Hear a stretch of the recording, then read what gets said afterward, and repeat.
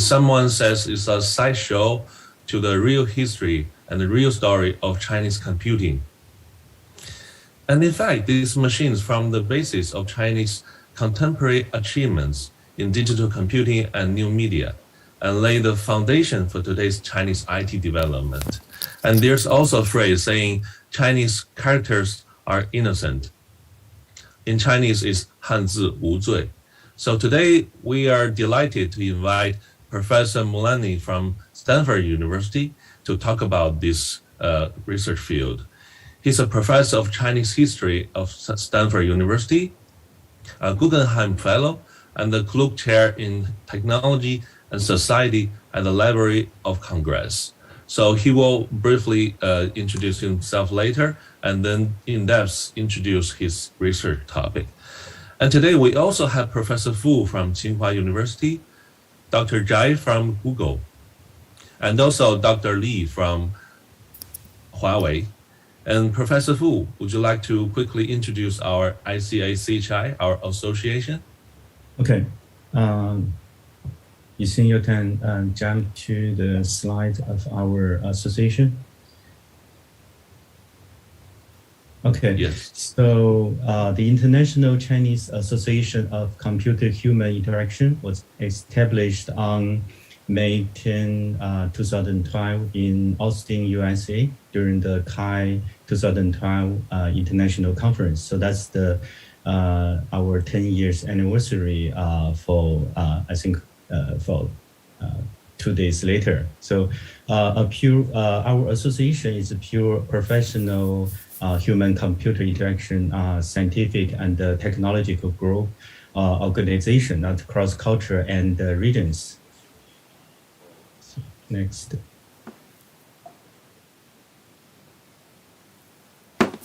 So the goal and the position of our association is to promote the development of human-computer interaction and support the development of members and as the association make a contribution to mankind through research and application of human-computer interaction.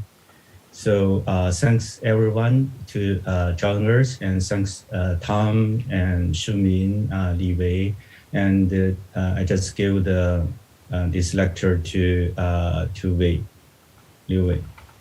Okay. Thank you very much, Professor Fu. And today we also have Dr. Zhai with us. He's a human-computer interaction research scientist at Google, where he leads and directs research, design, and development of manual and text input methods and haptics systems. So, Dr. Zhai, would you like to say hi to everybody?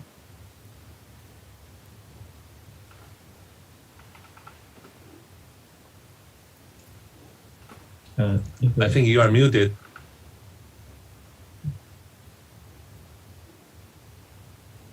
Thank you. Is it better now? Yeah, much better. All right. So I'm very happy to say a few words on this occasion of the 10th anniversary of the Chinese Association of International Chinese Association of Computer-Human Interaction. 10 years ago, when we founded this area, this association,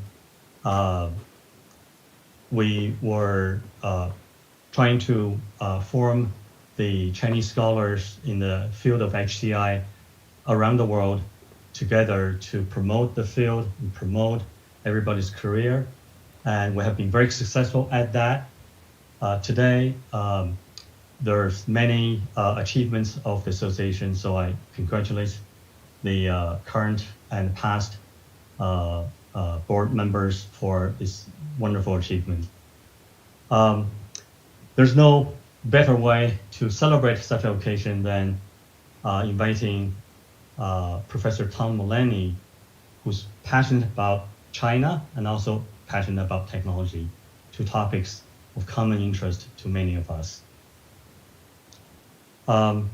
As a famous Chinese history scholar, he's also extraordinarily interested in technology and applying technology in his everyday life and work. For example, he's very active on Facebook, Twitter, and TikTok and he put them in good use in terms of sharing his experience and wisdom as a first-generation university student and first-generation professor. He tells you behind-the-scene stories about how to survive and thrive in academia, including how to write applications to graduate schools, how to write tenure track position applications, how to deal with stress and mental health. He does all of this freely, openly, with authenticity that I've never seen in other academics. And he's done this very, very successfully. He's also, as a scholar, he's not also not afraid of speaking truth to power.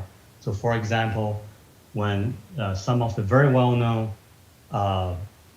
scholars and politicians, such as the former Secretary of State, Kandi Rice, criticized Chinese scholars being too narrow in their topic, Tom gave a resounding rebuttal on Twitter and YouTube to tell them what real scholarship is, and also inviting them to apply to the history department if they're really interested in scholarship. So without further ado, I introduce Tom. Thank you, Dr. Zhai. Thank you very much for your warm words. And also, Dr. Li is the chief scientist of Huawei HCI and HMI laboratory and the honorary president of the ICA-CHI. So, Dr. Li. Thank you for the quick introduction. I'm very happy to have both Tom and Shuming join us to celebrate the 10th anniversary of this association. I think it's we can see the association is not only like help connect all the academic researchers, also function as a bridge to connect industry and academia. Yeah, and without further ado, I would really hope Tom could start his talk. I cannot wait much longer. Yeah. Thank you. I feel the same. Yeah, and everyone, you can see we have a number of distinguished guests today. So during Tom's lecture, so please think and reflect and prepare your questions after the lecture. So Tom, the floor is yours. So Yuxin, could you please stop sharing? And then Tom, could you please share your screen? Thank you very much. I just want to begin by expressing thanks for making this happen. I know, I can only imagine what everyone's schedule really looks like, and the fact that you took out time to see this through really means a great deal to me. So it's a true honor to be part of this. But let me go ahead and see if the tech will work, which would be a great irony if I could not make it work. But I think that you should see my screen now.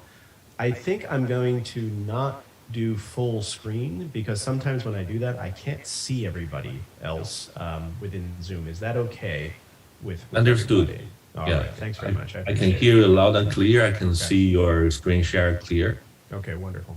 So the occasion of this talk and where it kind of began is the fact that I'm between two projects right now, a book that came out about 4 years ago with MIT Press, The Chinese Typewriter, and a very joyous occasion, which is that at long last, with great patience, the Chinese translation of the book will be coming out this year, which is something that I've been looking forward to for a long time.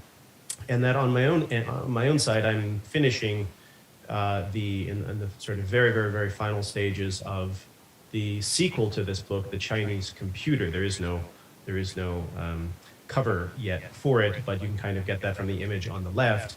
And so what I thought I would do with this discussion is try to make the case that there are very important legacies and bridges and continuities between the pre-digital and digital age in China, between Chinese computing, which everyone knows about, and it's a multi-trillion-dollar world, a universe, and this other universe, which is far less known, far less admired, far less respected, which is the realm of Chinese typewriting, but also Chinese telegraphy, late movable type, various technologies that are understood either as marginal or not that important, or curiosities. They're cute, but they're not really important. And I'm going to try to make the case that they are.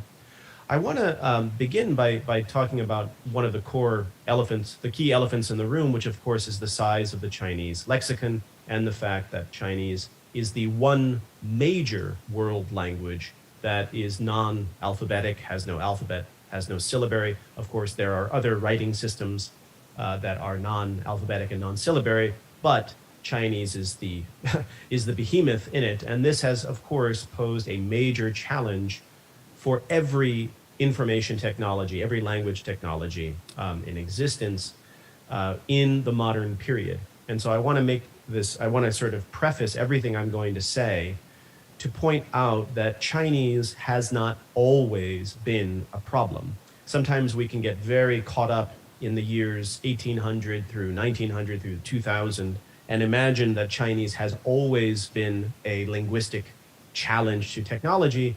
And of course, this is not true.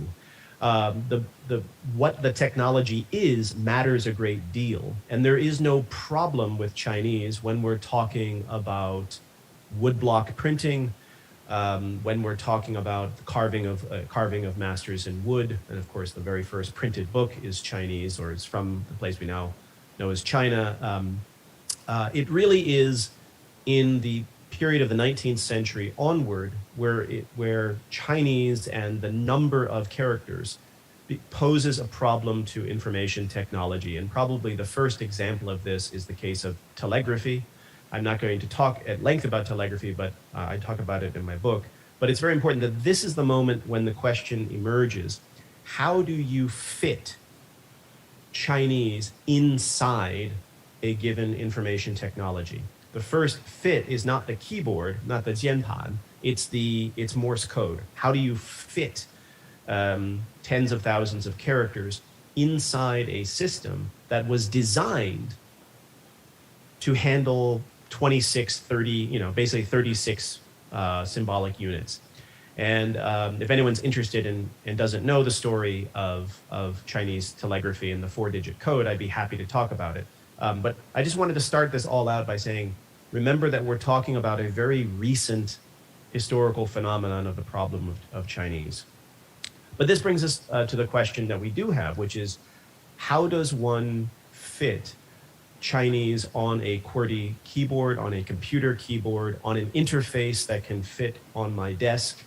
And this problem is a problem that, of course, precedes computing. Computing, if we think about personal computing in particular, 1970s, but even digital computing in general, 1940s, 50s, 60s, text processing of language, the problem of how do you fit Chinese onto a machine really dates back to the question of typewriting. And so right off the bat, I'd like to show a later model. This is the Shuangge double pigeon Chinese typewriter, manufactured in the PRC starting in the 50s and all the way to early 1990s.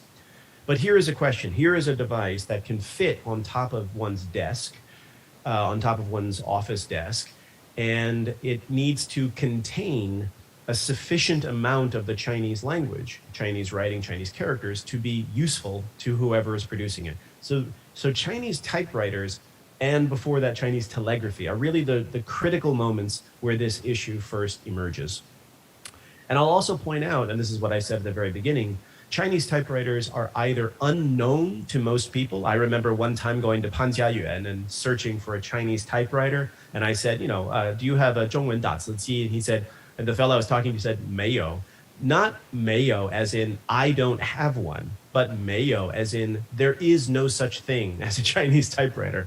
And I was saying, no, there really is. Trust me, believe me. And he was just convinced that the object itself had never existed in history. So either people often don't know that it exists, or historically it has been the target of a form of denigration, a form of humiliation, with cartoons dating all the way back to the year 1900, these deeply racist, subhumanizing cartoons from the United States through the 1930s into the contemporary period that always portray Chinese typewriters as these monstrous, immense machines that are the size of buildings and need many, many people to operate it.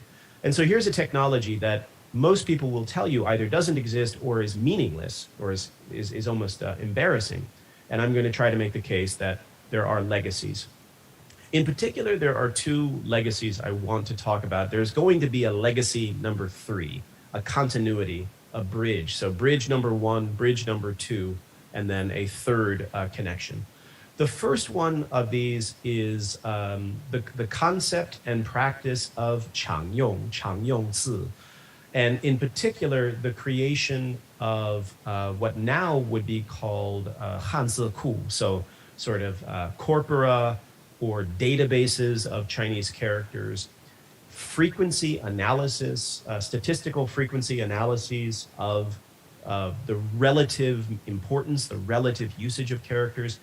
All of that was extremely well developed and extremely sophisticated by the time of the personal computing revolution.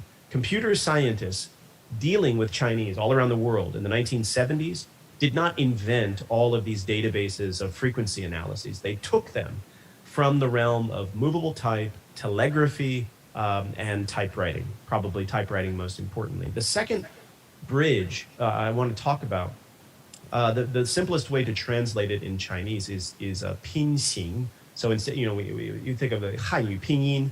This is Hanzi pinxing. So this is shape spelling. This is the idea of taking Chinese characters and blowing them up into pieces. They are kind of like 部首, but they are 部首 in all of their different sizes, shapes, and locations. So if you think of 口, the radical 口, well, of course, it could be, if it's cool, it could be on the top of a character, as in cry. It could be in 吃饭, it's on the left side and it's larger. So combinatorialism or pinxing is the idea of trying to solve the problem of fitting Chinese onto a machine by not treating characters, 汉字, as the basic atomic unit of language. Instead, the idea is let's treat pieces of Chinese characters as the atomic units and then build them, spell them on the page, 拼行. Both of these systems were core to the history of Chinese typewriting, and actually they have deeper legacies in the histories of late Chinese movable type. So let's dive into the first of these.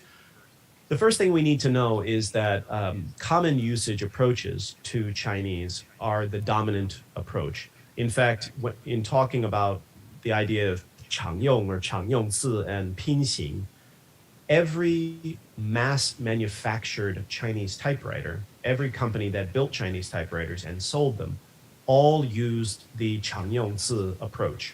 The 拼行 is sort of a minority approach, but we'll get there.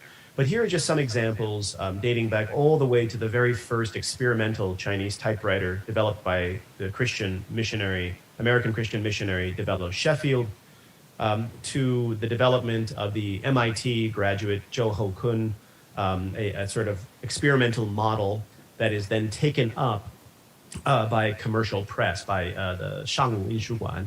And then after he leaves, Shu Zhendong as the actual manufacturer of the model that will become the first mass manufactured Chinese typewriter in the market. And this will be something purchased by universities, by governments, by banks. It's not something that individual people bought. People did not have Chinese typewriters often in their home the way that people owned Remington typewriters or Olivetti typewriters in the West. It was more of a business machine. But in any event, this is the legacy that we're going to first start talking about. It's very important to note that there's a parallel story here with Japan, with kanji typewriters, and also, of course, as everyone here knows, Chinese and Japanese sort of statistical frequency analyses, input systems, 输入法, are very, very, very related. There's a lot of sharing of best practices between these two realms.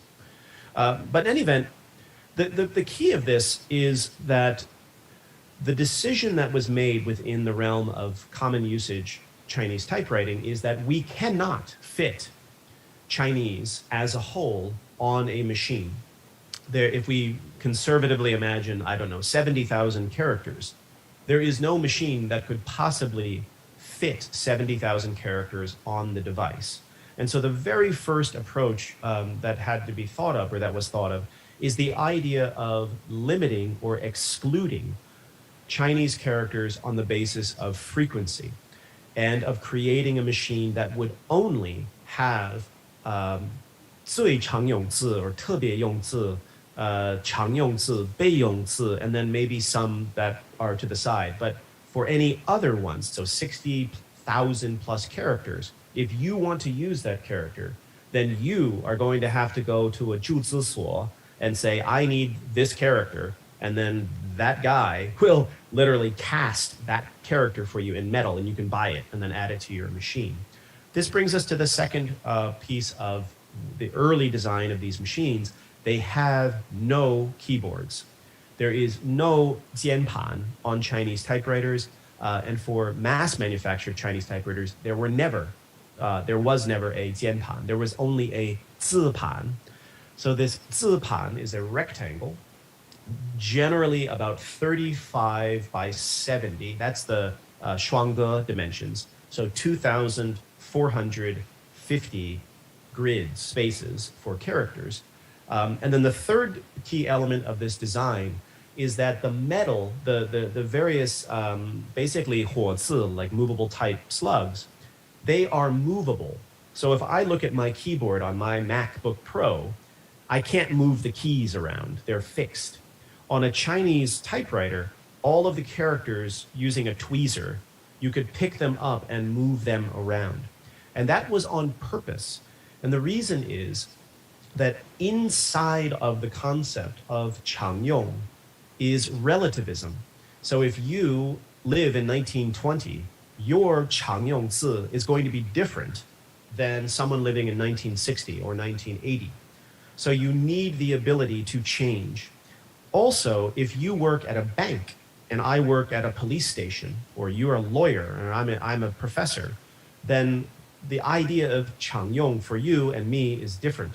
And so everyone that owns a Chinese typewriter has the ability and the requirement to change the metal pieces or to move them around a little bit. And here's a very nice example. So as you can see on this 字盘, the red color is basically like 最常用字.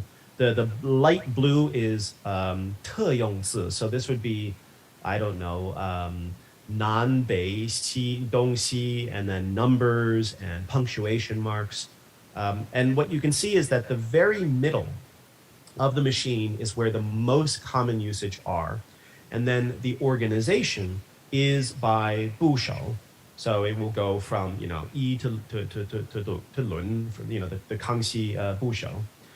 And so this will change over time. Now, we're going to come back to this because this is going to be very important about what is common usage at different times. But what you'll see here is there's no 键盘. There are not 70,000 characters. There's about 2,500, let's say.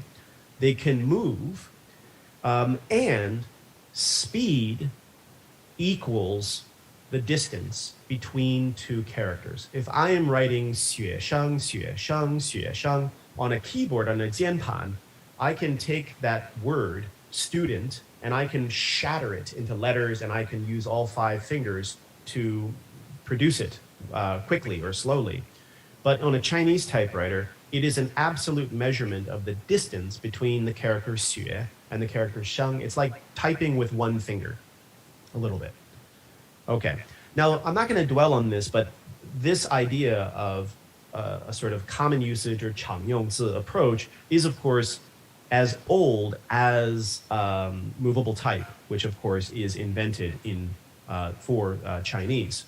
And so in the Qing Dynasty, there's this very, very beautiful printing manual from 1776. Some of you, I'm sure, have seen it. And what they talk about is that the characters which are most common should be stored in cases that are closer to the printing surface, and that like 备用字 or 罕用字 have to be put in farther cabinets.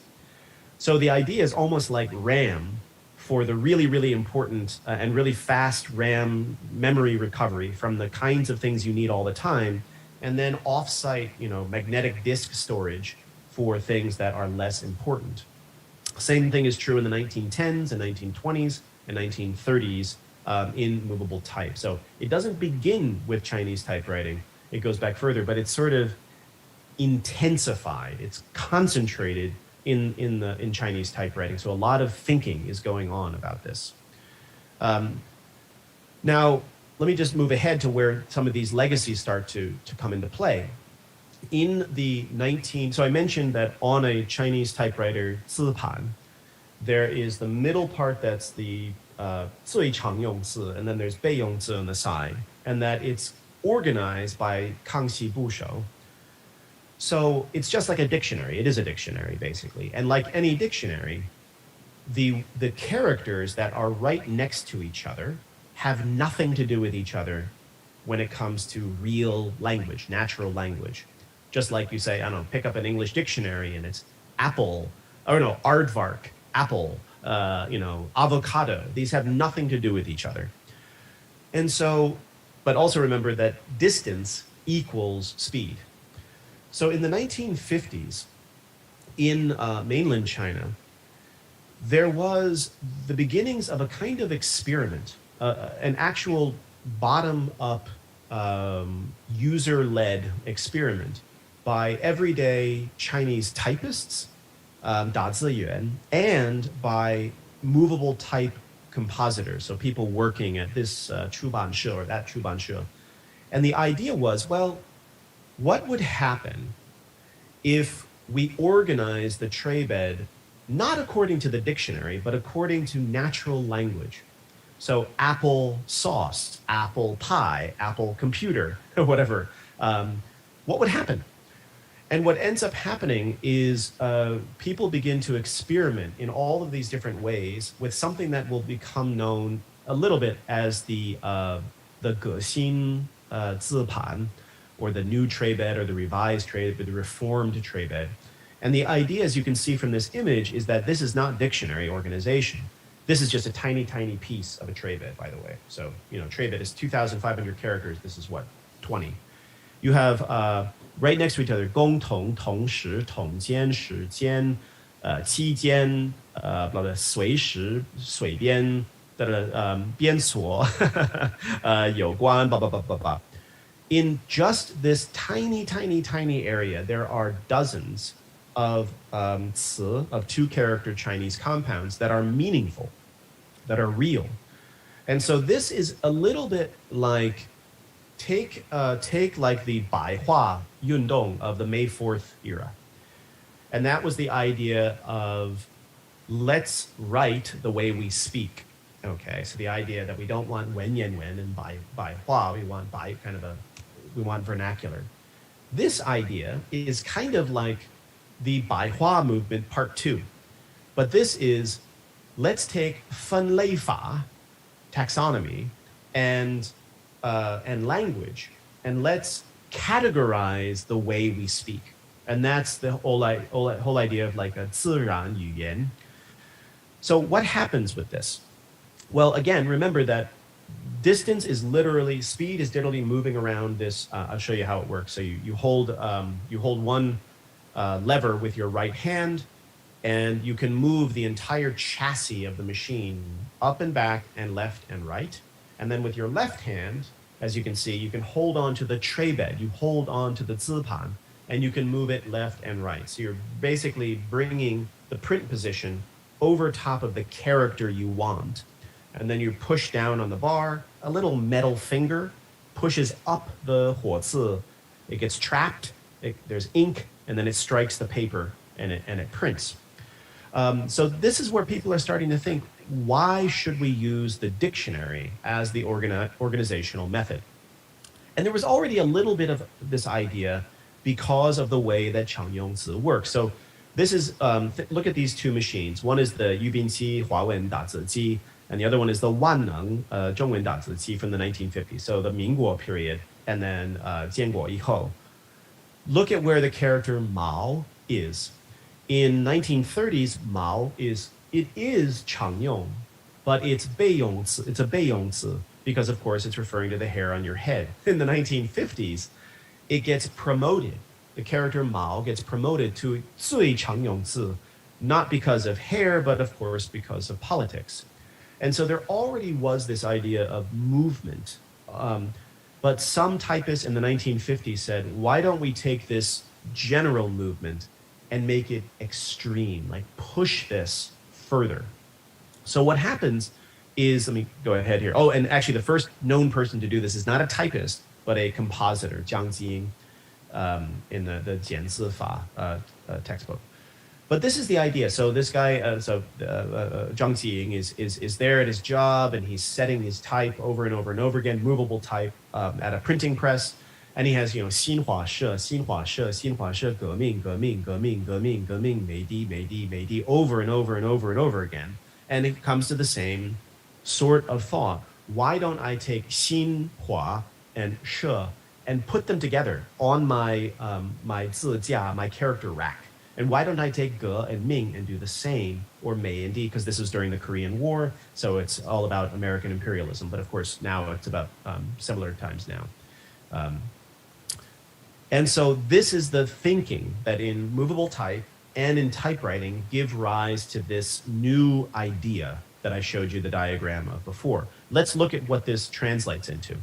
Oh, and by the way, there were infinite number of ways to do this. There are 2,450 factorial ways. So 2,450 times 2,449 times 2,448 ways to organize a Chinese typewriter tray bed. There aren't that many atoms on Earth. That's how many variations we're talking about.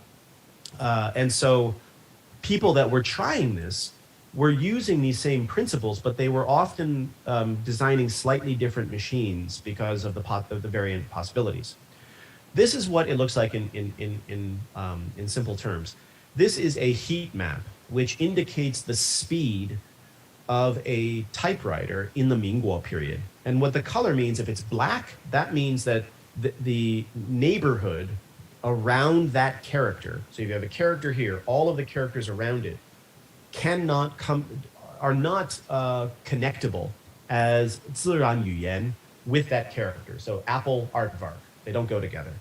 If it's bright red, that means that that character has many characters around it that it can be connected with meaningfully, as a meaningful 词, for example, in Chinese. This is what the speed of the Mingguo period typewriter looks like. This is what it looks like after typists, Chinese typists, change the tray bed to create this sort of 自然语言字盘. No electricity, no computing, of course. This is just metal pieces. Basically, it turned into a 3 to 4 time increase in speed, because again, the distance equals the speed. This is, and by the way, by the 1960s, 70s, or into the 70s and 80s, Chinese typewriter companies basically started chasing their users. They tried to create a formal, official sort of 自然语言字盘, but users didn't care. They just kept making their own version of this until eventually this is what the 字盘表 would look like in a Chinese typewriter manual. It was blank. It was just saying, hey, user, you do it. You make it however you want. This is the basis. When we start to get to the 1970s in particular, 60s, but also 70s and 80s, predictive text, natural language organization of a database is computer scientists and engineers stole directly from the research going on in the realm of Chinese typewriters. They saw that it was going on there. They knew it was going on there. And they said, okay, Now we're going to, in effect, digitize that. Yes, so the main difference is that in a Chinese typewriter, there are only 8 possible neighbors, 1, 2, 3, 4, 5, 6, 7, 8. In digital realm, you of course can have as many in a relational database as you want that are neighbors to each other. So it was the digitization of a mechanical feature of Chinese typewriters that started to get us to where we are today. But we can come back to that as well.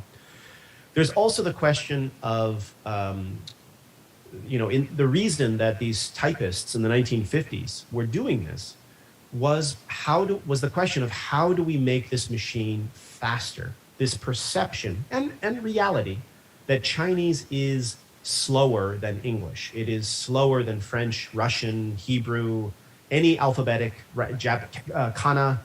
And so we need to use any method possible to try to speed this up. And so the question of, putting Xinhua She or whatever, or, all of these characters together was about how can we think of the very next character and how do we, basically speed up the process.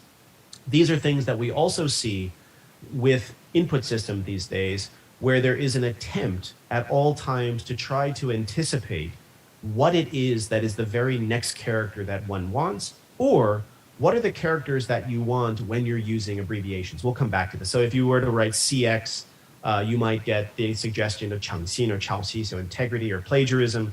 YLDX, you might get, 语论导向 or 耶鲁大学. So it could be either integrity and public opinion, or it could be Yale University and plagiarism, but it depends on, what the system is understanding that it's trying to do.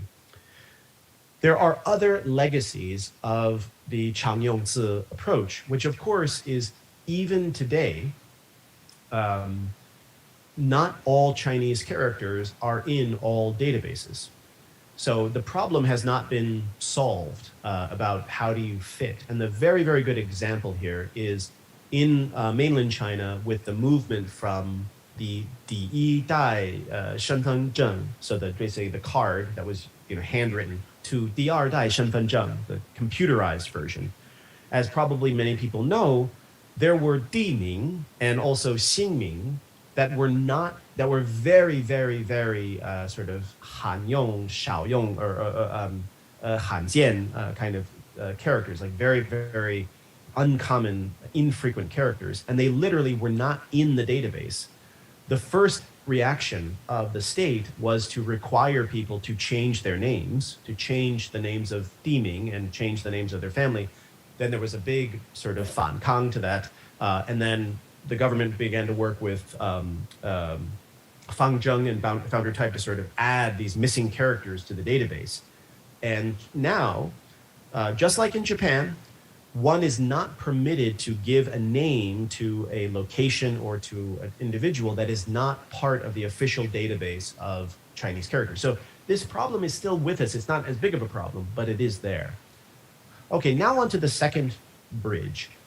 And we're going to see how these two come together, by the way, is pinxing. So this idea of building characters from pieces. Now, in the realm of Chinese typewriting, this again was a minority approach. It was not dominant. There were no Chinese typewriters that were mass manufactured with this method. There were experimental typewriters that used this method. And here is the first Chinese typewriter that used that by this man, Qi Xuan, who studied at NYU, New York University, same time as Zhou Hokun when he was at MIT.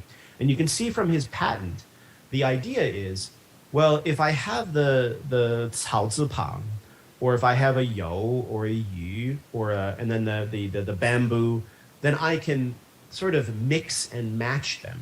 So when I'm actually typing, well, there's no keys. When I'm typing, I can pinxing, I can build characters one at a time. This idea goes on for actually all throughout the 20th century. Qi Xuan was one of the people to imagine this. We'll come back to Lin Yutang in a second. But there's the interesting and strange fellow, Robert Brumbaugh, Kuo Yi Wang, imagined this. His machine was quite interesting, but every one of them came back to the same idea. we want to spell Chinese, but we don't want to do it based on the sound of the characters. We want to do it based on the graphical structures. Hence this term of pinxing.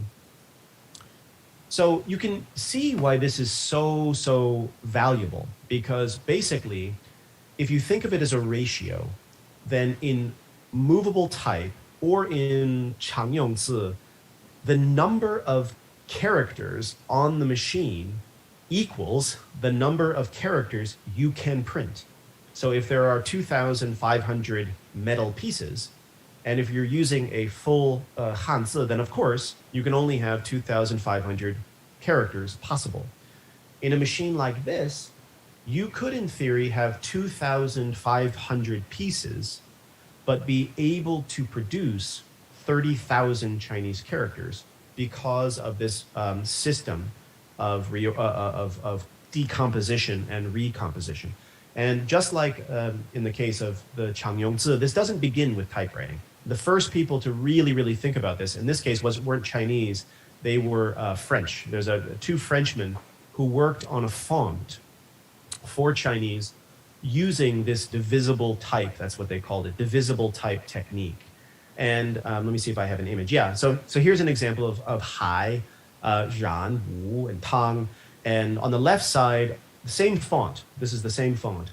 But some characters, they left whole, one piece, like Wu and Tang. And some of them are built with two pieces. In this case, Hai, you can see the Sandian Shui is it's on its own piece of metal. And the fire radical on the bottom there is on its own piece of metal. So there'd be two pieces of metal stuck together and then printed. And so this idea was we could fit thousands and thousands and thousands more characters into a single font if we just don't treat Hanzi as the atomic unit of language of Chinese. Some of the really extreme ones were typewriters that had no pieces, no bushou at all. They had just these sort of weird shapes that one could use to build a machine. So this is my favorite one. This is a typewriter patented in 1948, just an experiment in which the person, this is the keyboard. The keyboard's on the right there. And it is a grid.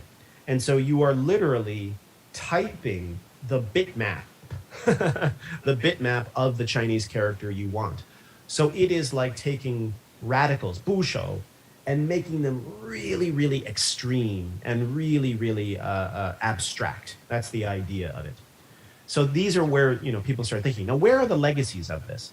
The legacies of this are still with us in the realm of digital fonts, both and graphics. Graphics, monitors, printers, and also the way in which, even today, computational systems render Chinese characters, or in fact, any characters on screen. And this is the idea, I mean, in a certain sense, the pixel is like a bushou at its extreme. It is the extreme bushou. It is just a piece that one could use to build it. And we arrive at these various strategies. What you're looking at here, the image on the right is an actual drawing from the 1980s of a team as they were drawing and preparing to create one of the first digital fonts for Chinese characters. And you can see that what they're doing is they're thinking of the Sandian Shui and then this sort of Yo part of Han, and they're going to reuse the Sandian Shui over and over again to economize the process. So this is one of the places where these legacies of pinxing come back. Computers, basically, when they print to a printer or to the monitor, they are pinxing themselves internally to the machines. And here's just some more images, but of course you can take a look at these later. Okay, this raises the third and final point, and then this will be the last piece of my talk. How do we get then from tray beds, 字盘, which have no keyboards? There are no 键盘 on Chinese typewriters. How do we get from there to here, to a place where we do have keys, and one is using keyboards with 输入法 in order to complete the process of textual input. The first key thing I want to point out is that it was there was not a direct movement from in the beginning era of basically computational text processing for Chinese characters, so word processing but character processing. In the 60s and 70s, the first instinct that many people had was not, let's try to use QWERTY keyboards. The first instinct was, in fact, well, now that we have more possibilities at our disposal because of various computational methods, why don't we try to build a Chinese keyboard that is a keyboard that is actually suited for the textual input of Chinese?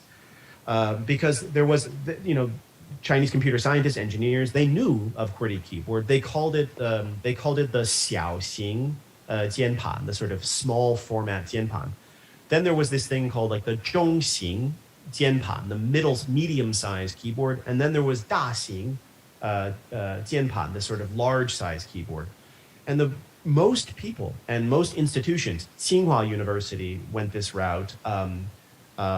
The Chinese Academy of Social Sciences or Chinese Academy of Sciences went this route. Most places invested time in researching the 中型 and the 大型. And I'm giving you just a few examples. This is a keyboard design layout from a team at Tsinghua in the 1970s.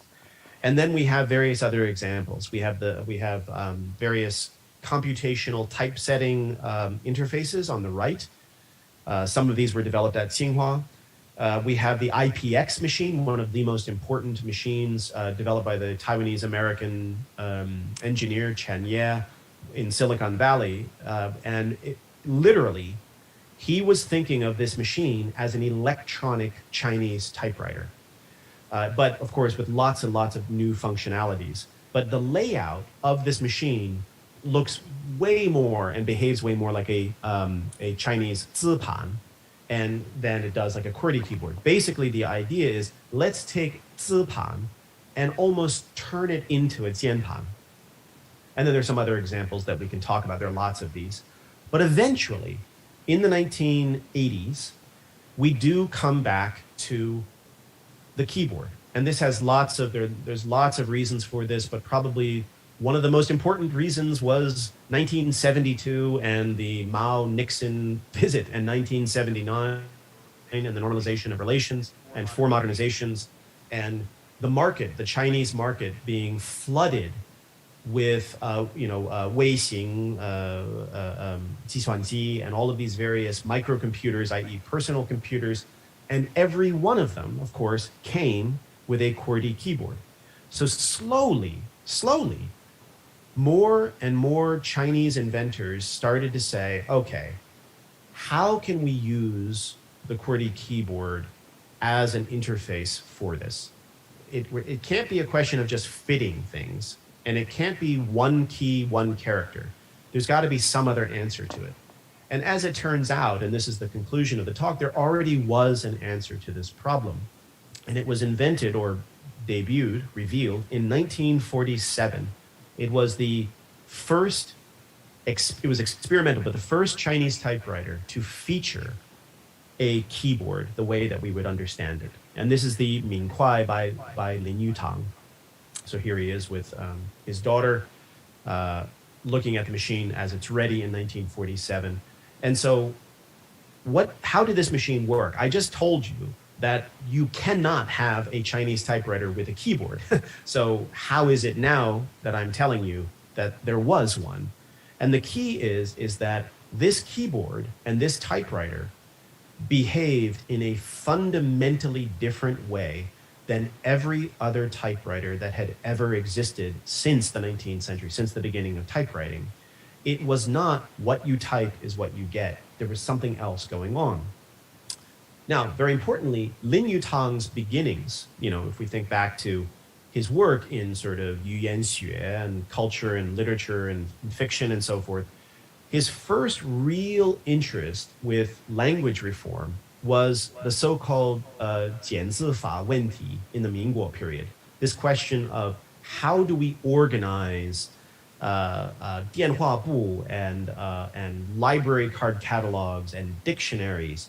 Every one of them, all of these people, participants in this, really were critical of the Kangxi Zidian and of Bushou. They said that's anti-scientific, it's slow, we need our alphabetic order. We need the Chinese equivalent of alphabetic order.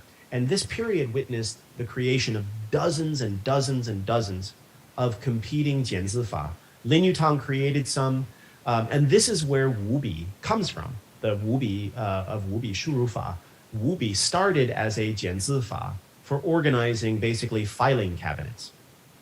So at some point in the 1930s, Lin Yutang made a little bit of a jump in his mind. He said, okay, 简字法 is all about organizing space. It's all about organizing language. What would happen if we took 简字法 and turned it into something that produces language? And that's the leap from 简字法 to 输入法. 简字法 and 输入法 are the same thing. It's just that one is finding a character in a dictionary, and the other one is finding a character in computer memory. Now, of course, he did not say 输入法, that's later, but he had the idea, and he started to build this various machine. The first thing we'll see is that on his keyboard, there are no real Chinese characters. There are some, there's like a ko, there's a mu, I guess, and there's a but most of these, there's a xin, but most of these are really, really weird shapes. I mean, look at the bottom. Look over the number 8. It's like the bottom of a ma, but the ma has been like cut in half. It's like someone took a horse and chopped that horse in half. And that's because that weird piece could show up in the character ma, but it could also show up in the character xie in fantizi, for example.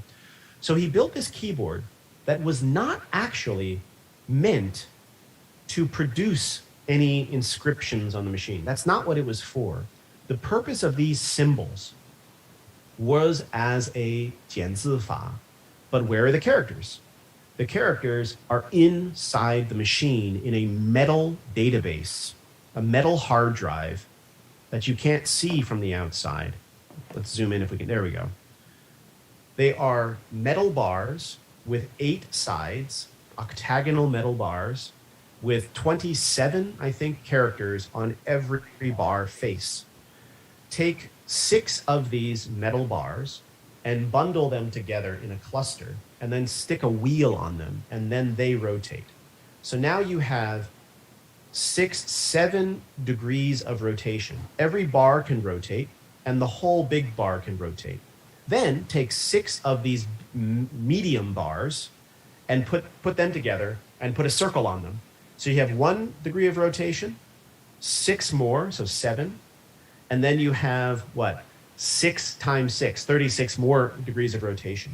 So it's like this thing that's spun inside. So when you are typing on the keyboard, what you are actually doing is telling the machine, go to the location in memory where the characters are stored that contain these shapes. And he describes how this works, but we won't go into that right now. But when you sit down at this machine, you depress a key, the gears move, but nothing appears on the page. You depress another key, you hear gears move, and then what happens? Nothing appears on the page, but in this little piece right on the top here, this rectangle, which he called the magic eye, 8 Chinese characters would appear.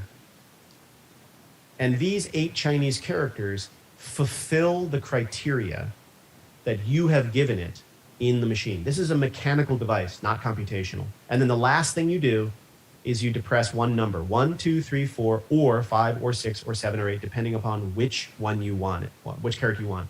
He had invented a mechanical 输入法. From this point on, this becomes this is a physical material pop-up menu. And this pop-up menu has been part of Chinese computing ever since. You can see it with other various devices, the iTech device where you have like, people using a QWERTY keyboard, it's running a photo typesetting backend, and then you have this pop-up menu, but it was a physical device. And then eventually the pop-up menu, this is an experimental machine that was developed by Zhi Bingyi and the Graphic Arts Research Foundation, or actually by the Graphic Arts Research Foundation, featuring the Shurufa developed by Zhi Bingyi. And as you can see, there were two different monitors.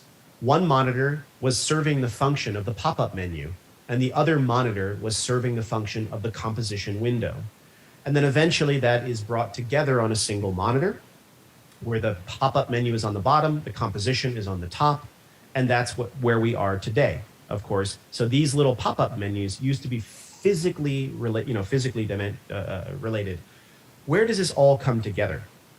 Where it all comes together is that every device, every computational device right now has to deal with statistical frequency of Chinese characters. It tries with statistical analysis, but also through personalization to try to figure out what the very next character you are going to produce will be. So natural language is part of every computational device for Chinese.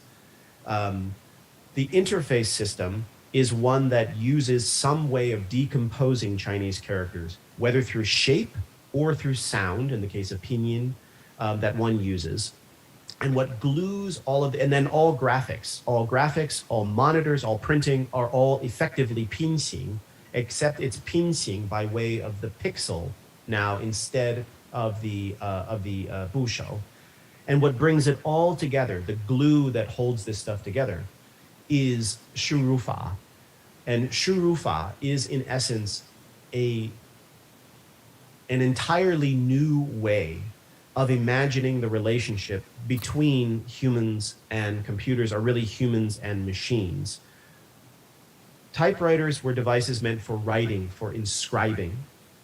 But nowadays, every act of writing is an act of retrieving.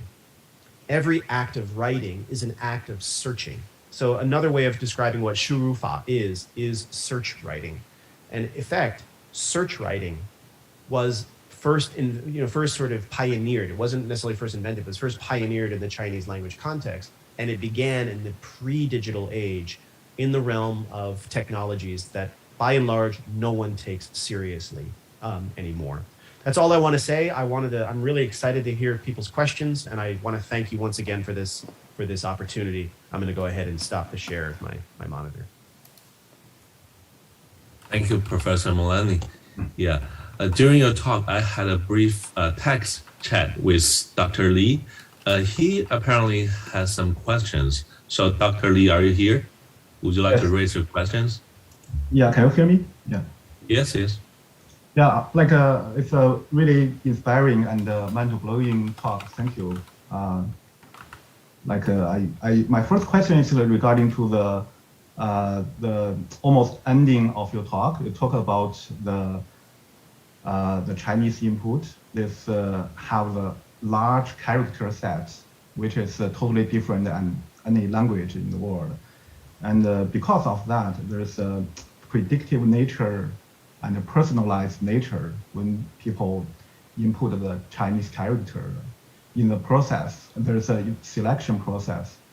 So my question really regarding to the touch typing, because we know the efficient typist can type maybe close to 200 WPM, maybe 150 WPM for English.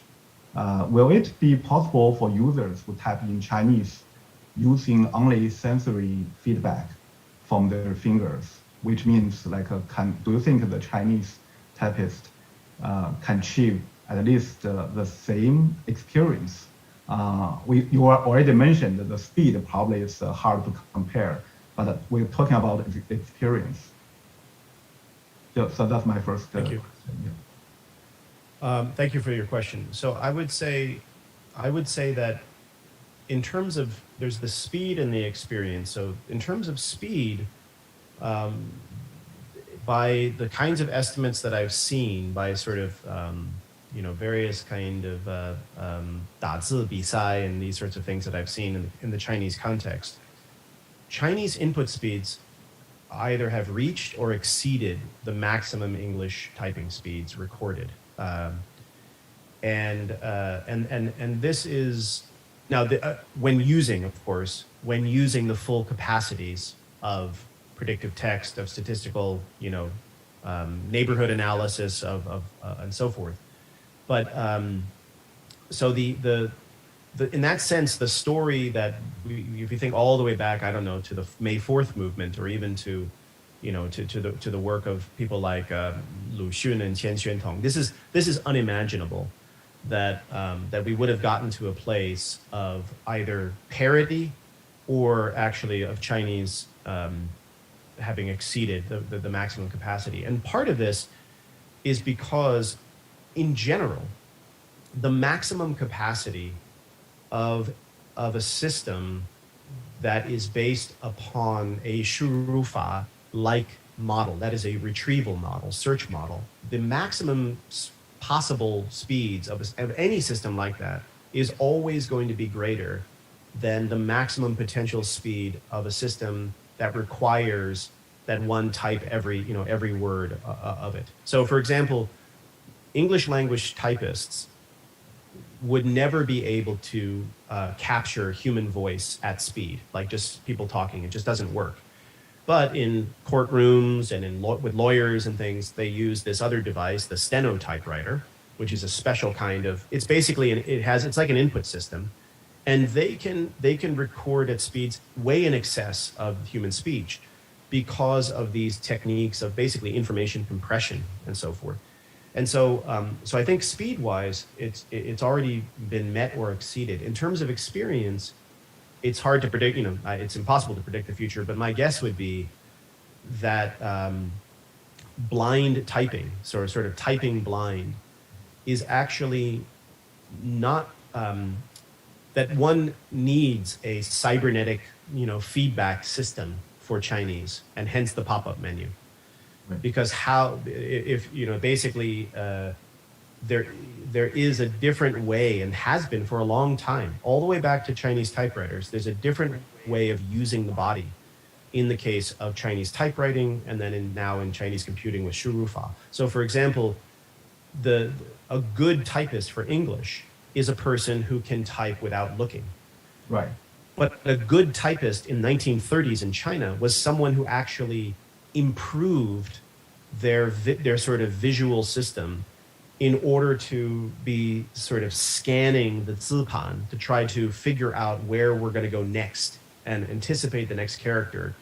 And I would imagine that if you were to photograph or take a video of a Chinese computer user, that their eye would constantly be, darting between the pop-up menu and the composition window, and that there's a triangle. There's a cybernetic triangle in the context of Chinese input, but also Japanese input, Korean input, and many other languages, in fact. But that triangle is actually essential because we need to make decisions when the machine gives us different options. So it's very hard to imagine. Now, what could the pop-up menu be? The pop-up menu could be haptic. It could be, it could be wearable tech. It doesn't have to be a pop-up menu. But there seems to need to be some kind of feedback loop where a person is saying, this is what my criteria are. The machine says, here are candidates. And the user said, I confirm. But that, criteria candidate confirmation seems to be essential. So my prediction would be is that there's not going to be blind input unless something completely new comes along that I don't quite, can't fathom. Thank you. Thank you for the question. Since I have you, maybe I can ask another one, very short one. Yeah, it's also towards the end of your talk, you talk about there's almost a war between different Chinese input methods, like a Wubi and Pinyin, a different type of Pinyin and customized because of domain knowledge. So look at the future direction of Chinese input method. Do you think the like in general, it's the methodology is going to be more stable and eventually converge, or you think there will be something major going to happen in the next, say, 10 years? It's going to be change everything dramatically. I think that the nature of Shurufa makes stability or convergence less probable, less likely than with a sort of what you type is what you get, jianpan, because it's this weird thing. But for an English, an Anglophone computer user, the keyboard is the interface. In Shurufa, the keyboard is not actually the interface, not really, because the letter Q could mean an infinite number of things in theory, and the letter W, the letter E. And so what exactly the Chinese interface is actually, it's physical, but it's also abstract at the same time. And so because of that, there's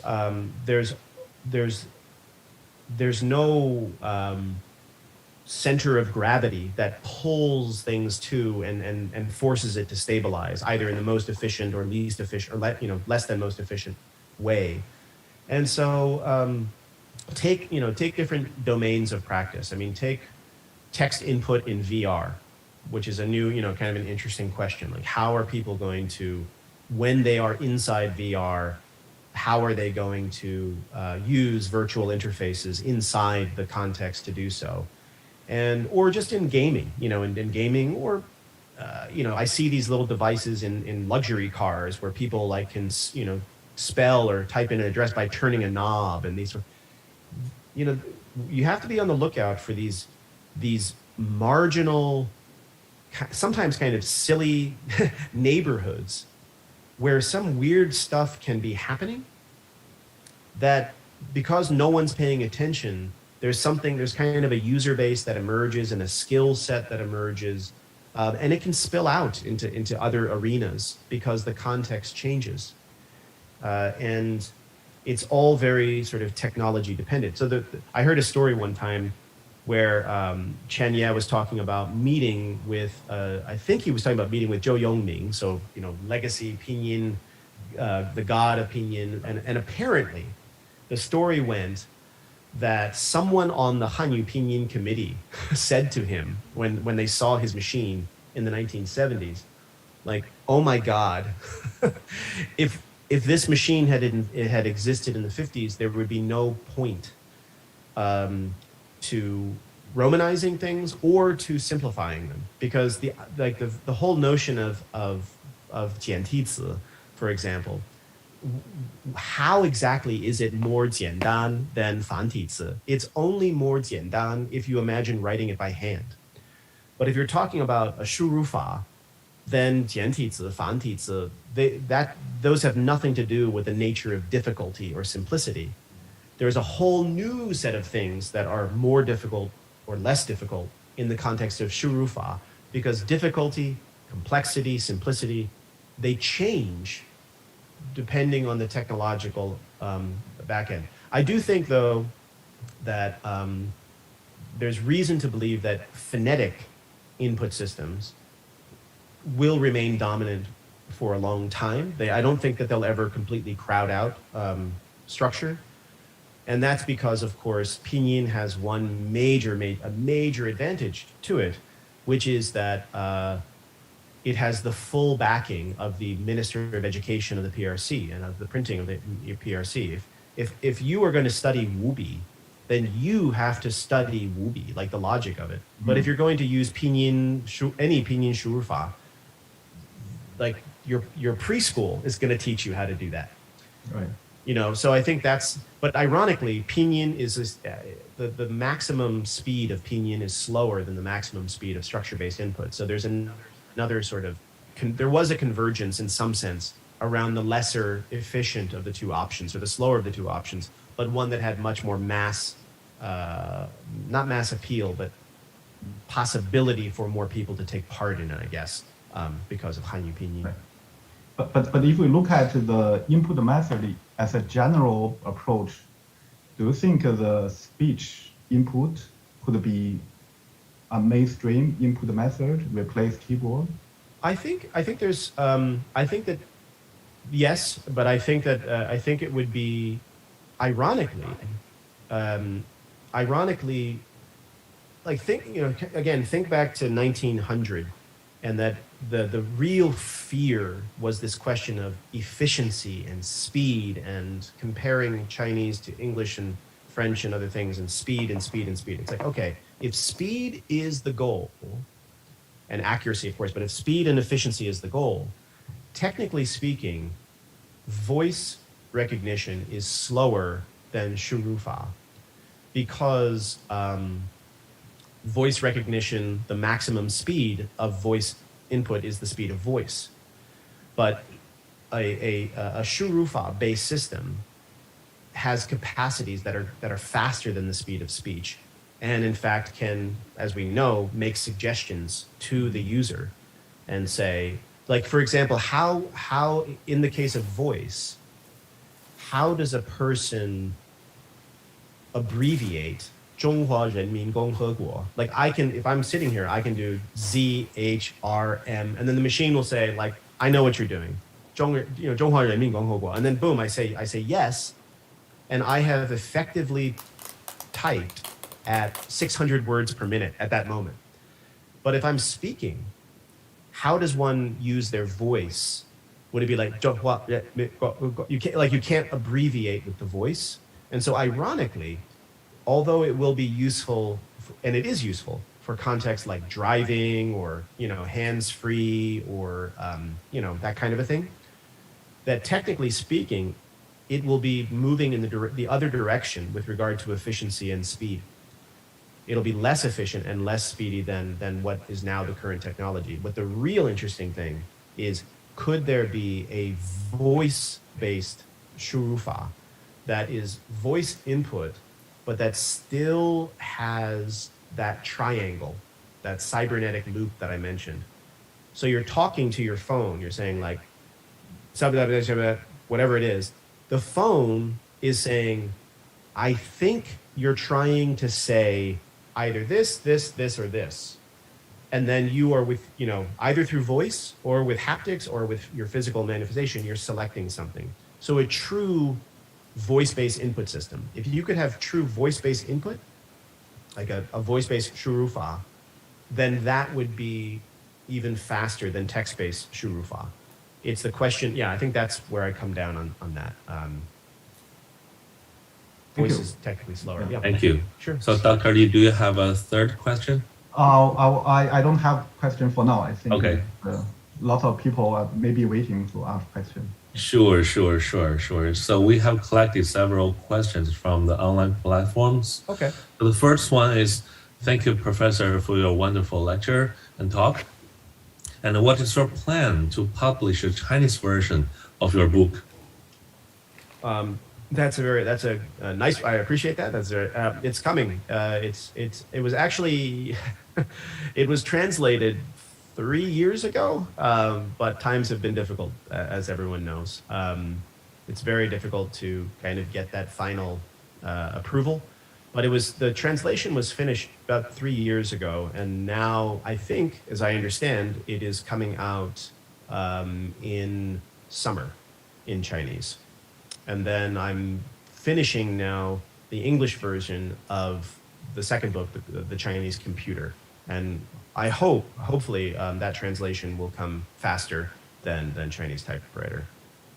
Great. So your first Chinese version will be released summer this year, right? Yes, this year, yes. So, looking forward. In theory, June, July, August, depends on, again, final kind of approval. Cool, thank you. And we'll keep our ICA-CHI members updated. Thank you, I appreciate it. Yeah, and the second question is, during your talk, you talked about Chinese characters. Are these characters all traditional Chinese characters? So in the Mingguo period, yes, and then of course in the early stages of the PRC, 1950s, early 50s, then it's sort of hybrid. It's mixed of 简体字 and 繁体字, but by and large, and then only when we start getting to the 80s are we talking about sort of fully, at least in the mainland context, fully simplified characters at that point? Mm-hmm. Okay, so the next one, which Chinese typewriter types fastest? I assume the question is about the brand or the type, or I don't know. Sure. Well, it's there.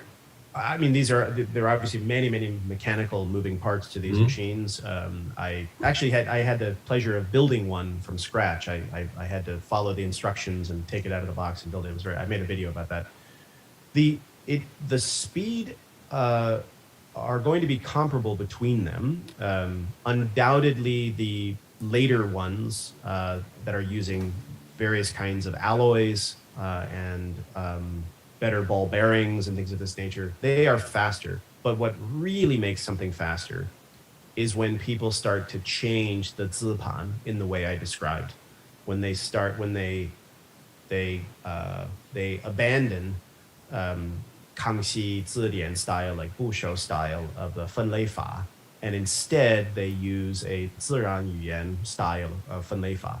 That's really the main difference in speed. In the 1950s and 60s, there was an attempt to electrify the Chinese typewriter, to have an electric Chinese typewriter, but literally it was just the tray bed. The pneumatics of the tray bed were electrified. So a little faster, but the real speed was thanks to kind of a conceptual leap that many people made in the 1950s. Oh, and the next one follows. Today with touch screen, I never managed to reach a fast speed of typing. I believe haptic feedback is one reason, but maybe not all. The difference is that today the input methods are somewhat smarter, and they change the positions of options on the pop-up menu. It feels harder to use my muscle memory to type. What do you think? Yeah. So this is another area where Chinese engineers were thinking about these problems way before other language contexts, because they're in the early 1980s, really, people are already starting to think about how should we design the pop-up menu. Should it be a long, in computer monitors, should it be a long, thin bar? Should it be a sort of rectangle? Should there be lots of options given to the user? Should there be a small number of options and then the user has to hit the arrow key in order to get more menus or more next level options? So because the pop-up menu, the size, the behavior, the location, the quantity of options it gives is so core to Chinese typewriting and has been core since the 50s. It is like there's basically human computer interaction. HCI started in certain ways. Certain dimensions of HCI began in Chinese before it began in other places, like menu design and all of these things with the graphic user interface we think of with Apple and so forth, like the Macintosh. There were some things going on first in Chinese and later in the context of other languages. So now if you think of like long press, like if you're doing text and you want to add an accent or something, and this notion of like a three-dimensional kind of key. Well, that machine I showed you, the IPX, the one from Chen Ye, he built a machine that had it wasn't just two levels of shift, like lowercase and uppercase. Neither was it just 3 or 4 with like control and option. His keyboard had 120 levels of shift. So conceptually, it was like a cubic keyboard. Like you only saw one plane of the keyboard at a time. But if you were to visualize it, he was already thinking of a 120 shift cubic keyboard. And so, this dimension of human machine, human computer interaction, which I think you're talking about, it matters. If an app changes how the menu works or where it is or how many options or the haptics of it, that can really mess with you and your speed, because it's actually part of the typing process. It's not secondary to it. It is the typing process. The pop-up menu is part of Chinese input. It's not like a separate thing. And so that's what I take your point to be. So changing positions and options is a really big deal. And I have to assume that every major Chinese tech company has an entire division just dedicated to that. I would build, if I ran a company, I would have like 10 people working just on that, because it's fundamentally and has been core to the input process ever since Chinese computers existed. Great. And the next one, and what is your idea about the importance of certainty in the pop-up menu, and how to balance that with the intelligent help? I assume the intelligent help features. Yeah, that's an awesome question. So the first major what's really fascinating is that in input systems, so generally speaking, there's phonetic and there's structure, and then there are hundreds and hundreds and hundreds of structure-based 输入法, 五笔, 仓颉, but like many. And then there are all of these phonetics, like, Sogo Pinyin, Google, and The main difference between these two is that in the case of structure, the input systems were designed in order to reduce as greatly as possible the ambiguity of inputting a single character. I want one character on the page or on the screen, and I'm going to spend years and years and years coming up with different recipes and different ideas. But my goal is to disambiguate at the level of the character. In phonetics, you cannot do that because there are so many homophones. How do you do that? So Pinyin from the beginning said, well, we're really, really bad at that. And every computer scientist in China, every engineer, every company in the 70s and early 80s were like, Pinyin is a joke. I am never, ever using Pinyin as the basis for the input system because it is not as good as structure. But then some people started to say, well, let's not use the character as the goal. Let's use the 词. And so at that point, that's when you start to have this idea of, okay, well, if we're going to optimize for the input of 2 and 4 and multiple character strings, then we need to be comfortable with uncertainty. We need to be comfortable with the fact that if you try to enter one character, you're going to have to navigate basically a statistical frequency array at that point.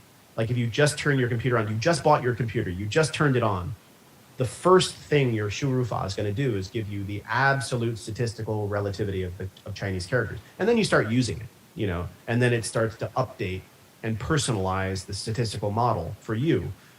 But if you start typing in 词 or start typing in larger compounds, then suddenly the magic of these pinyin systems kick in, because then there are these 词库 that have literally hundreds of thousands of 2-character, 4-character, multi-character things in memory that are constantly being checked against.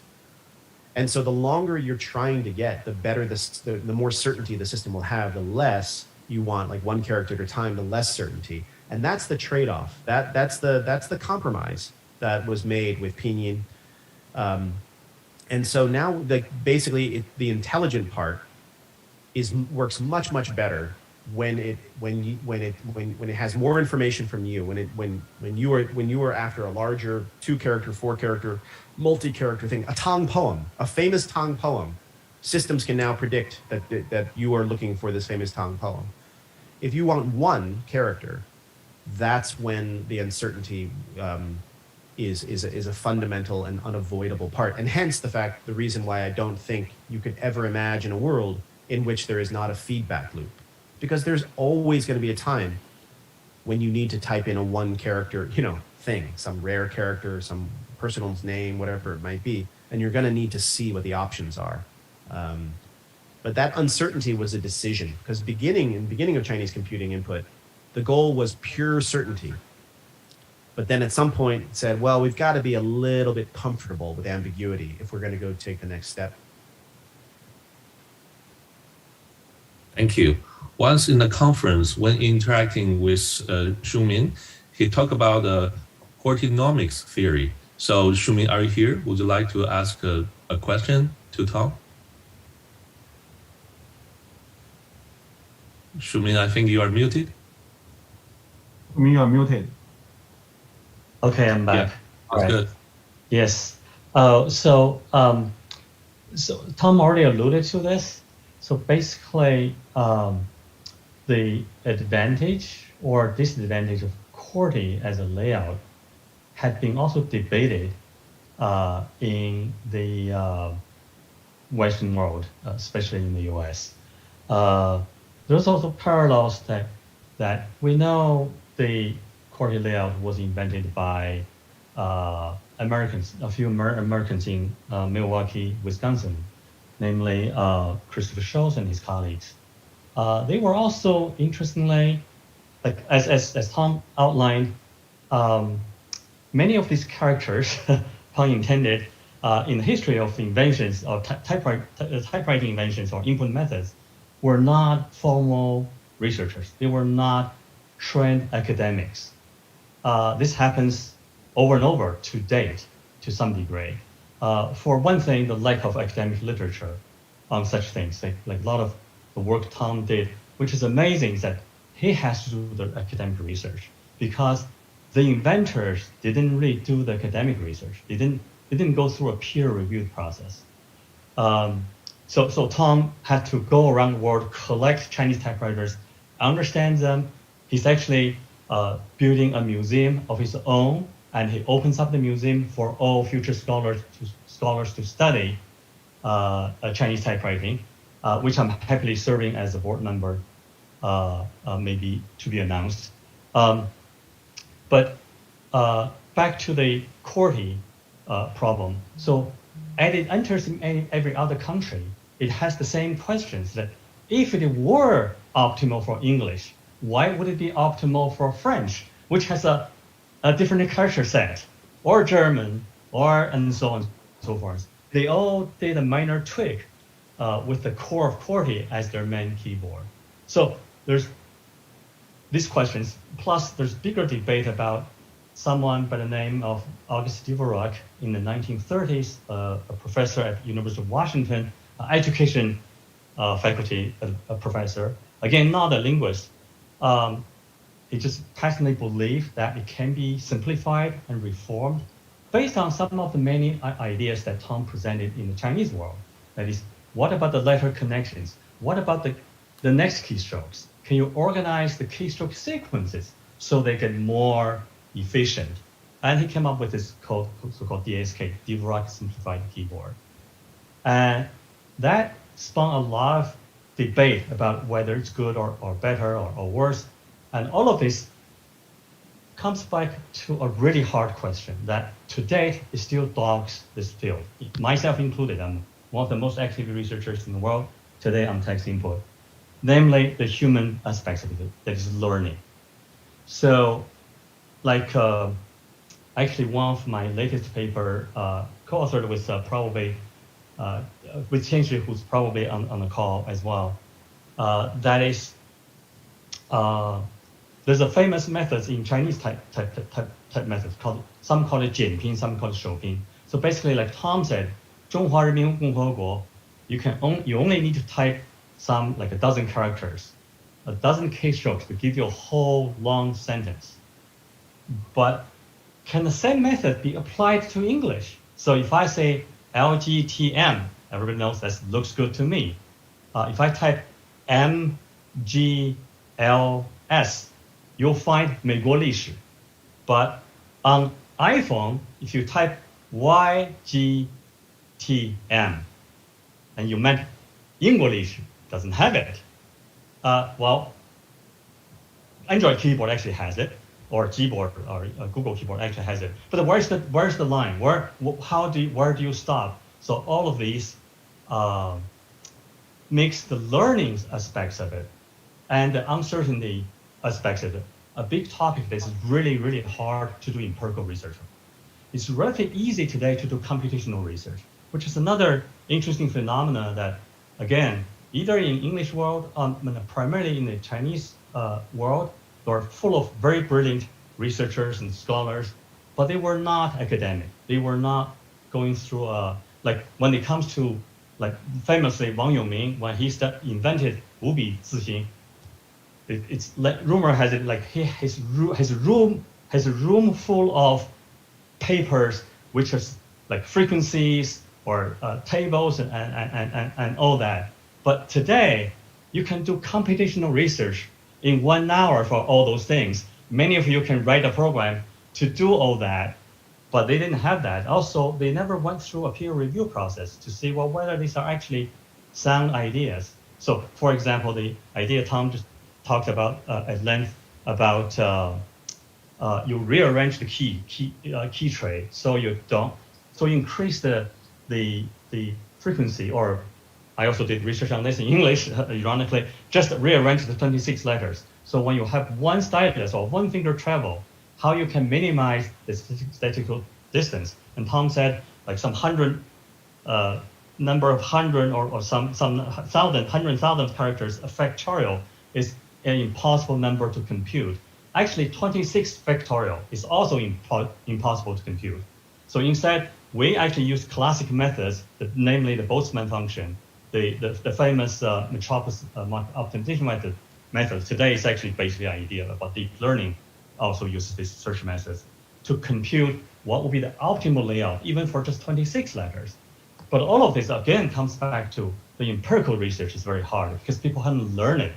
And then if people haven't learned it, or who's going to learn it? Anyhow, I'm going too far. Back to Portinomics. So a Stanford economist / historian, well, in some sense, Tom's colleague, whom I never met, Paul David, proposed this theory that is in all techno-economic social systems, you never have an optimal system, largely because of scale of economy, the technical interdependency, and particularly the human habits and learning.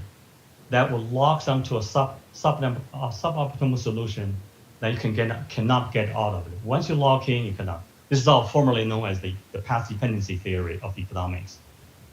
These examples will be QWERTY keyboard is one, Beta versus VHS. Beta was better, but VHS took hold, and Windows versus everything else. But today, interestingly, nobody knows what even Beta is. It's no longer Windows versus everything else, but the QWERTY is still here. So that's the theory. So I actually really wonder what Tom's view is that, like, how valid is this path dependency theory really is.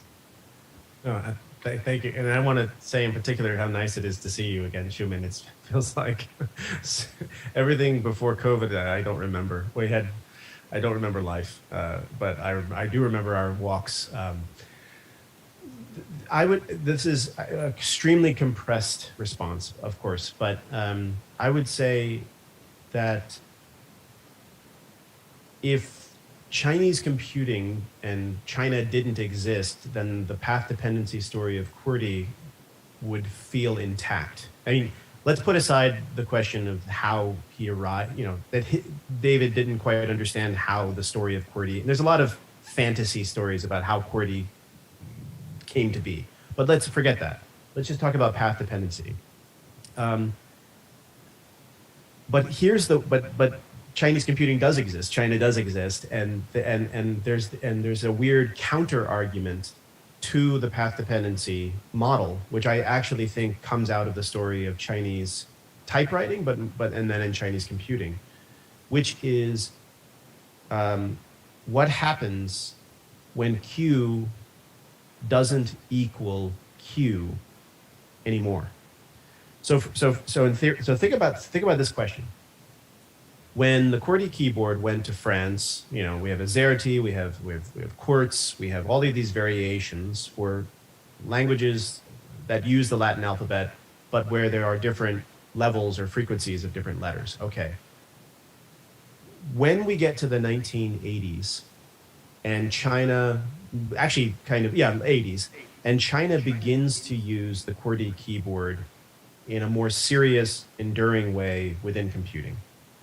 How come there is not a pinyin optimized version of the QWERTY keyboard? For example, the letter Z is way more frequent in Chinese, within pinyin than it is in English. So it makes no sense at all for Z to be down in the bottom left with the pinky.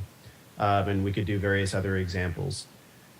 The reason that there isn't one is because in the case of Chinese computing and human-computer interaction, it's almost like another dimension was discovered.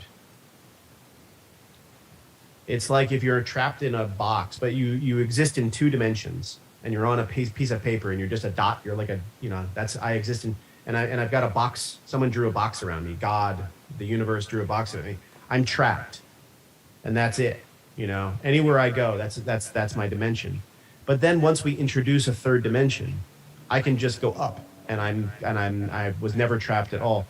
When I am using the QWERTY keyboard in order to retrieve things, and where I'm going to use the letters of the QWERTY keyboard however I want. Maybe I'm using pinyin, maybe P equals P, but maybe I'm using wubi or cangjie or maybe, but I could also, even if I'm using pinyin, maybe I'm using shuangpin.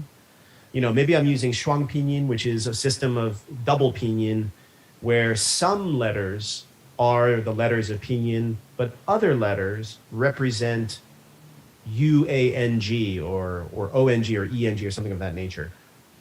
Once you get to this place where there's a very large user base that is very familiar with the idea that the QWERTY keyboard is not one thing. Like there's you can use it to play different things. Then suddenly the very notion of path dependency changes, because in essence, Chinese computing, for lack of a better word, and this is not just Chinese engineers, we're talking about, there are American engineers, there are Singaporean engineers, there are Taiwanese engineers, there are Russian engineers, Germans, there were engineers and linguists and entrepreneurs and all around the world trying to solve this problem. But what they collectively, in some sense, discovered is that there is another axis there's another dimension of possibility. And so, in fact, we can change the keyboard without changing the keyboard. And that's the great irony of David's piece and the idea of QWERTY and Dvorak, is that I think for a person who speaks, thinks, dreams in English, the only way to change the keyboard is to change the keyboard. You see what I mean? The only way that I can change the keyboard is by moving the keys. If I am inventing a shurufa, I can change the keyboard without physically changing the keyboard. And in fact, it's happened many times in the history of Chinese computing. Cangjie and a pinyin input is the same interface, but it's a completely different interface. And that's the part that I think is really fascinating. And that brings back the human. The problem is in our head at that point. The technology for English language, English language shurufa is there. Like there are stenotypewriters. There have been stenotypewriters from the 19th century. So why don't I use a stenotypewriter? Why don't all my friends use stenotypewriters? They're way faster. And that's because there's a sort of cultural history to English speaker, French speaker, Russian speakers, to the keyboard and to what technology is, this belief in what technology is. And it's totally abstract. It's just in our heads, but it's so powerful that my understanding is that when someone at Google or when someone at, a startup I see it in Silicon Valley, like go to the store and they're like, oh, we invented a new input system for English. It's called the chord keyboard. And I'm like, the chording keyboard was invented in like 1840 or like, 1870. It's not new. It's been around forever, but people that are operating in this mindset, to them, all of those interfaces, all of those English shurufa are sort of interesting or extreme or optional or just, maybe. But I can always come back to my home. I can always come back to mom and dad. And mom and dad and that warm blanket and that delicious warm soup of home is just QWERTY, and everything else is sort of the busy city and the scary world. But I can shut all of that out if I want. The difference is that for computer users in Chinese, Japanese, Korean, Devanagari, Burmese, like actually more than 50% of the global population, because of the way that computing interfaces emerged in history, they literally have to use these machines in ways that they were not originally intended for. Because if they tried to use them the way that they were supposed to be used, they would not be, they wouldn't be usable. And so there's this weird moment. We're in a very weird moment in history where 51% of the population, I'm just saying that, 51% of the population uses computer interface in a way that those interfaces were never meant to be used. And then 49% of them are very, very conservative. They don't want to change, and they think they are superior. Like they think they're winning in some weird sense. And then all of these companies are trying to get these 49%ers to use their cool apps, their interfaces. And these 49%ers are saying, but why? QWERTY, it's perfect. Why would I want to mess with perfection? That's the sort of stranger story, I think, of QWERTYnomics. I do think path dependency as a concept is stable, is meaningful. But I think that there are probably, for many path dependence phenomena out there, I would bet $1,000 that there's probably a hidden dimension to the story that if someone found that dimension would resolve the problem, or it would turn out that the real path dependency problem is later, is somewhere else, but this wasn't it.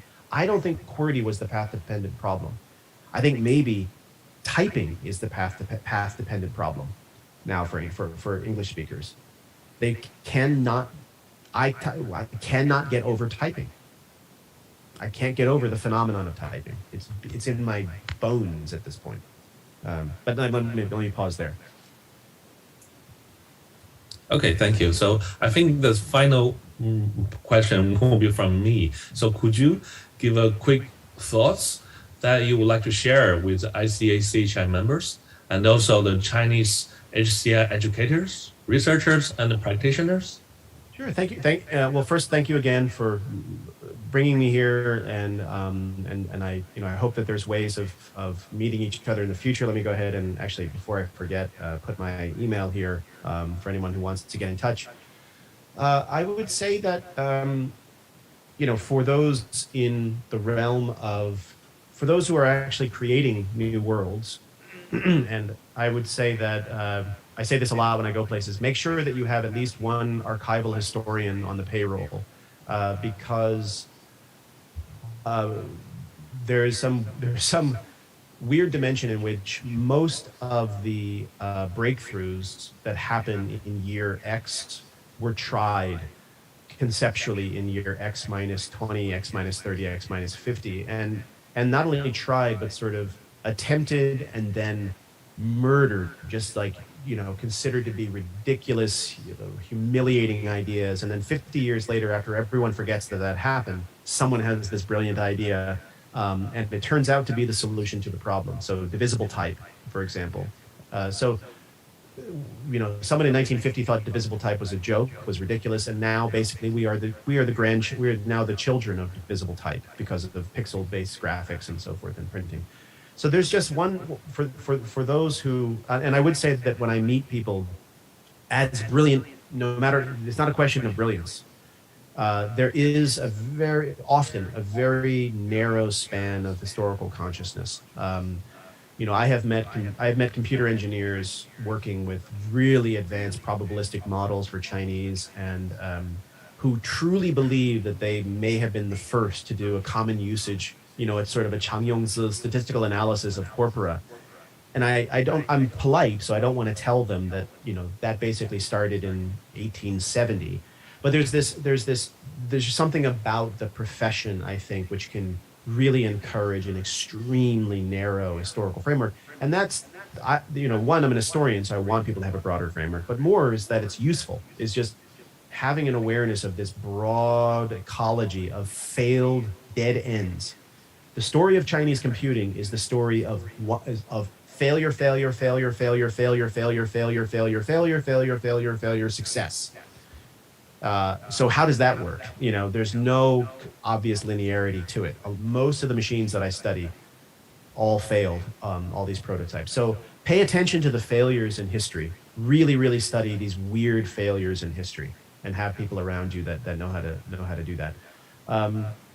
I think that's, and then, I think that for those who are educators or researchers, just know I'm an historian. I come from that part of Stanford, that part of campus. Methodologically, I think we have a lot more in common than we often say. I think of when I have a student who is an engineer, I say, great, that's what, we talk about what kind of engineering they do and whatnot. And it's like, great, that's your language. Like, I meet some students who speak German, so I can point them in the direction of, materials that I can't read.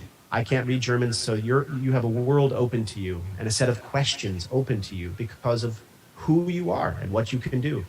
All of the various technical world is like that. It's just these amazing set of languages. And so don't assume that there's any division, any meaningful division, I would say, between the sort of engineering side of the search for knowledge and the humanities and the social sciences, for lack of a better word. I think we've gone way too far in imagining a division between those two worlds, and we need to start repairing that. So, yeah, I wish I had more poetic things, but basically those are the two concrete things. And please be in touch. I would love to hear from anyone interested in keeping up the conversation. Thank you so much. And finally, I would love to invite Professor Fu to give a brief closing remark. Okay. Thank you very much, Tom. Very wonderful lecture on Chinese typewriter. And thank you, Shuming. Really very inspired discussion. And also thanks our moderator, Liu Wei, and our volunteers. So I'm very looking forward to meet you all face-to-face in near future. At last, for our audience, please continue to participate in the next ICCHI and 10th anniversary academic lecture series, and looking forward to see you again. Thank you. Thank you, Tom. Thank you. Thank you all. Thank you all so much. Have a wonderful rest of your day. Stay healthy. Have a good night. Bye.